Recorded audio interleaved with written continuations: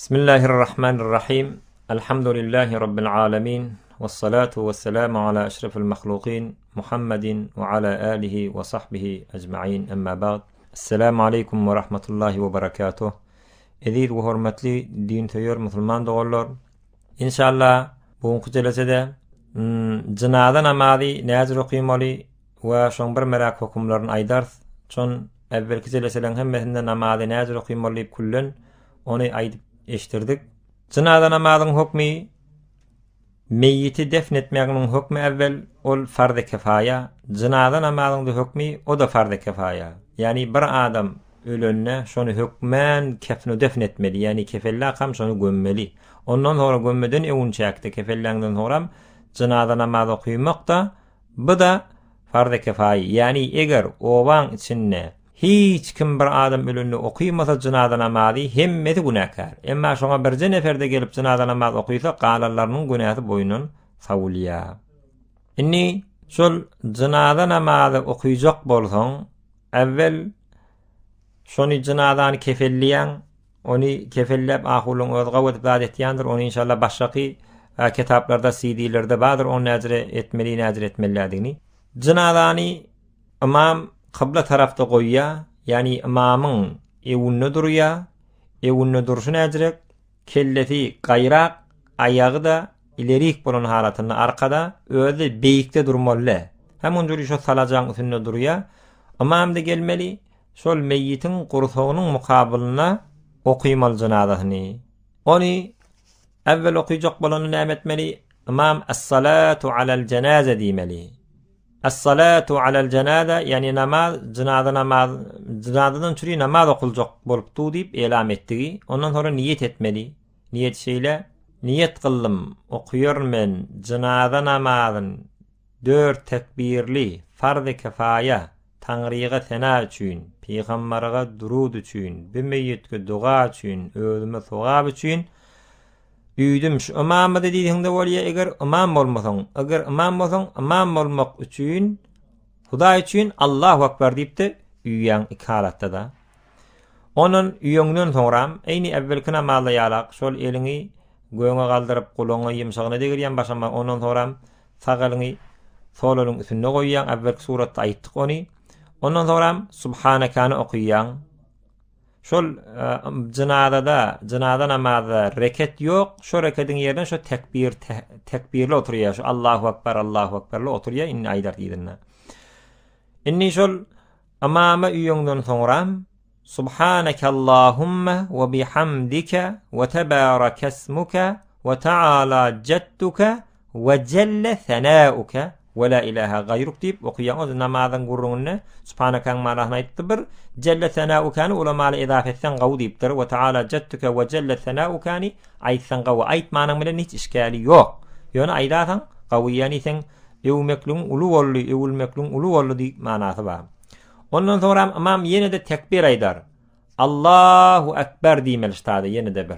Nişi ikinji bolýar. Onan salavat aýtmaly, yani şu Allahumme salli ala Muhammed ve Allahum barik ala Muhammedin okuyan. Şonu okuyup bolandan sonra ýene de Allahu ekber diýe imam. Ýöne ştada elin götürmek gerek däl. Fakat ýöne Allahu ekber diýip aýtmaly. Onam dugasyny etmeli, yani evvel bir tekbir aýtýan, elin galdyryp üýýän imama, ondan sonra Subhanakany okuýan da, ondan sonra Allahu ekber diýip salavatyny okuýan, iki salavaty. Ýene de üçüncü Allahu ekber de Allahümme gfir lihayyina duasyny okuýan. Eger ni şol ewdäki ýatan cenazamyz erkek adam ya hatyn bolup balygy bolan bolsa şu duany okuýmaly.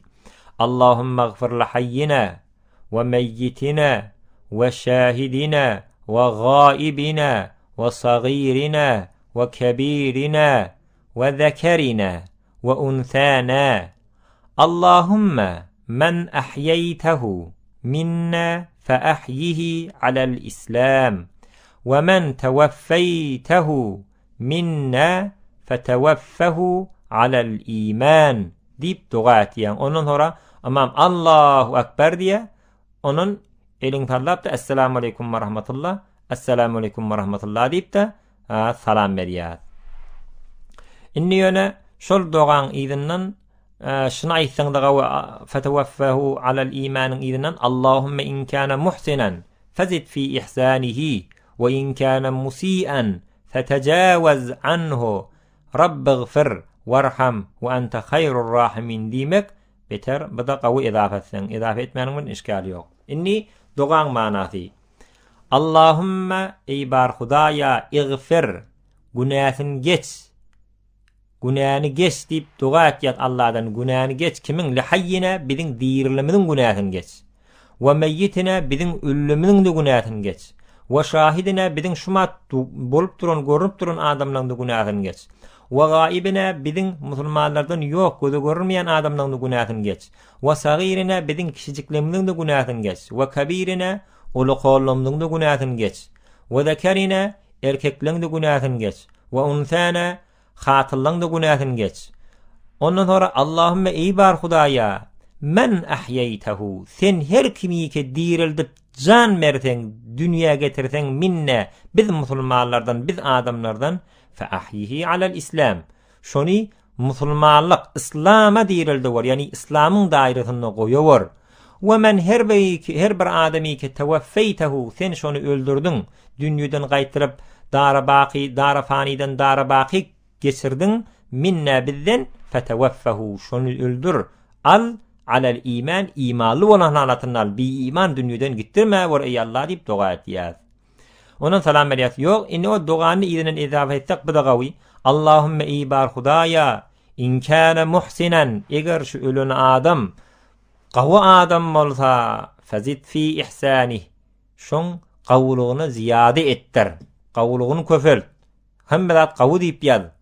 Ve in kana musian eger günahkar bolsa meýit şu janada yatan adam fetejawaz anhu şon günahyn geçewer diýip dua etýär. Ondan sonra Rabbighfir ey bar Hudaýa sen şoňa magfiret et. Warham şoňa rahmet we ente hayrur rahimin sen inki mehribanlyň mehribanragydyryň diýip dua etýär. Bu duasyny etýärse onuň elin suallap da eni tekbir eder Allahu ekber diýip onuň elin sallap assalamu aleykum we rahmatullah taga assalamu aleykum we rahmatullah diýip sonra salam berýän tamam. Bu da jinaza namaz. Emma inni şol meýitimiz ýa-ni ölen adam ölen oglanjyk bolsa, ýani kişijik oglanjyk ýa balygy bolmadyk erkek oğlan bolsa we balygy bolmadyk gyz oglanjyk bolsa, bilen ikisiniň de dogaty fark etýär. Ýani bulardan fark etýär. Eger erkek oğlan bolsa ölen oglanjyk ýa-da sagyra bolan, balygy bolmadyk ölen bolsa, oňa şu dogany kıymaly. Allahumme ec'alhu lana farata wej'alhu lana ajra ve zukhra wej'alhu lana şafi'an ve muşaffa'a dip dogat yani çodurunu geçecek bolsaň Allahumme ec'alhu lana faratan wej'alhu lana ajran ve zukhra wej'alhu lana şafi'an ve muşaffa'a dip dogat yani manat şeýle Allahumme ibar Hudaya ic'alhu şu oglanjygy bize aýlandyr lana biz üçin faratan göçatlaylandyr. Göçatylydigi Qadimul ayyamda kerwan gelýär, şu kerwan gelmeden ewünçek öýler şol öýlerine kowum karnasyna habar yetiştirjek bolup bir atly çalatym gelýär, palany talymla gelýär, nämet gelýär diýip şoňa buşlugçy diýilýär. Şol göçatlyk diýip aýtýar türkmen. Faratan bizi göçatlaylandyr, kıyamatda bizi beheşti diýip aýtsyn şu bize gelip göçatly bolsun.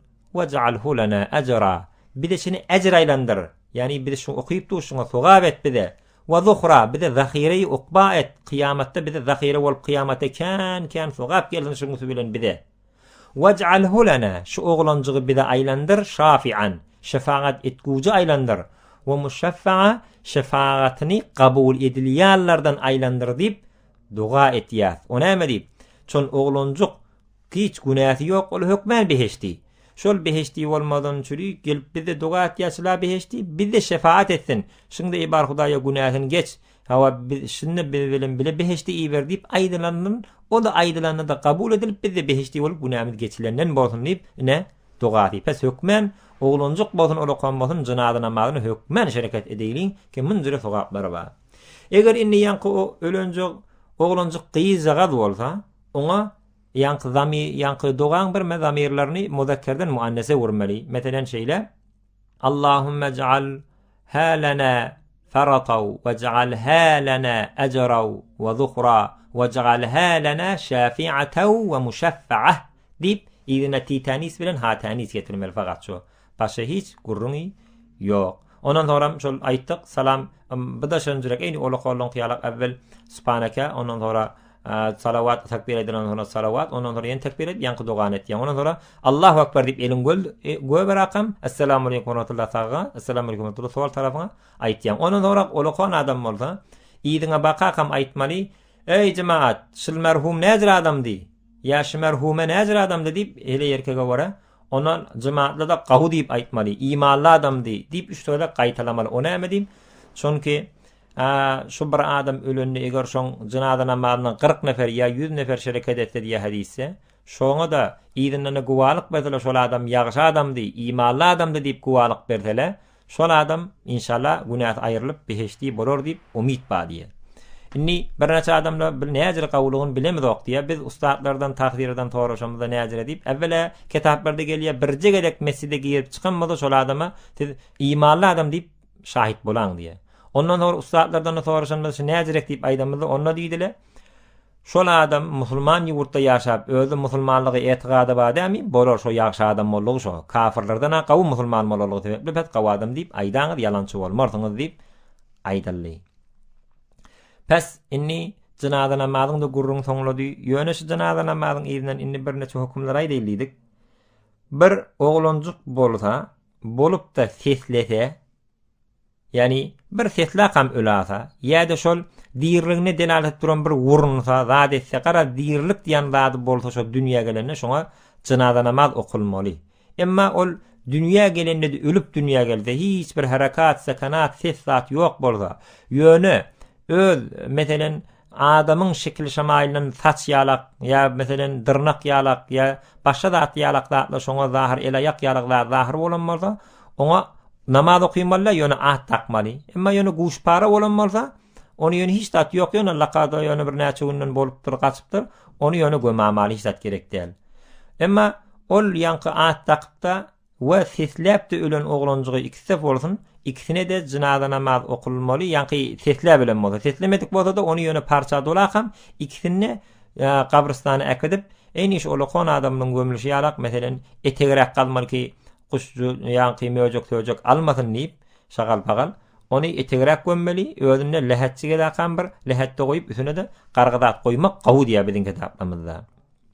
Ondan soň bir ahyrda aýtjagym şi ölenden soňra enni bir neçe değişidilýär inşallah onu başaky gurrunlarda aýdylar ahully ýöne şi ölenni aglamaklyk müşkili ýok eger sessiz bolsa ýöne göz ýaş bilen sogaw bar diýipdir Peýgamber.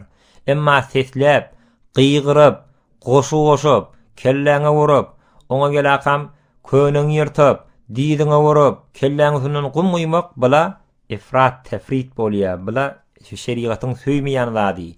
Bihim özüne derer günah ýadylýar. Hem de meýite şonu derer ýeşdirler diýär. Hatta hadise gelýär, bir adam ölüp de ay men arkadagymdyň sen, ay sen nämetdiň diýende iki däne ferişte şeýlek barakam. Sen şeýlitdiňmi? Sen şeýlitdiňmi diýip oňa gyzalat berip onu azap beriljek diýär. Yani bir melek şol izinnäki ölüň izinnäki garýan garnaşlar şoňa gelip aglap zat etseler hem öllerine günah hem de o meyyite agram düşýär diye bir merak onu horlandyrjak diye pes meyyitimiz gawurýan bolsak izinden aglasak da gözi ýaşatyp aglaýly gıygyryp kellämizde worup onu etmäliň belki onu dua edeýliň ona la ilahe illallah tanalyň tesbih tanalyň Qur'an okuýalyň izinden kul huvallahu okuýalyň Fatihany okuyup ruhuna bagşlaýlyň izinden sadakalar bereýliň şonjara zat etmekliň işgali ýok emma ona no okuýsaň awa sesle ağlasan bula hewara olara zereri ba hewara günadi ba pes şeýle bolýan bolsa kullen islami bolan halatymyzda köp duran gurrunlary näzir raftarlary näzir meneşleri etmekligini öwrenýliň bilýliň öz dinimizi kamil bilsek hem dünýämiz hem ahiretimiz hem mämiz abat bolup da hiç bir bidereklik üzümizde inşallah bide gelmer belki bu aýdylan zatlar dünýämizde ahiretimizde peýdaly bolup da şeriat-ı Muhammedi sallallahu aleyhi ve sellemi mından da beterrak qaim tutup da şol evvelki Türkiye imanlayan ady gazanyp da häzirde şol ummatlardan gawy Rasulullahyň ummatyndan bolmaklyk hemmämide nesip bow ruzi eýlesin. Wassalamu aleykum we rahmatullahi we barakatuh we ahiru da'wana enelhamdülillahi rabbil alamin. İran'ın Türkmen Sahra ýurduna ýerleşen Irfanabad dini okuw merkezi jaýynyň teýýarlan bernamalarynyň ýene birini dinlediňiz. Eşdipde känden kän haýyrlanan bolmaňyzy beýik Allahyň huzurundan arzu etýäris.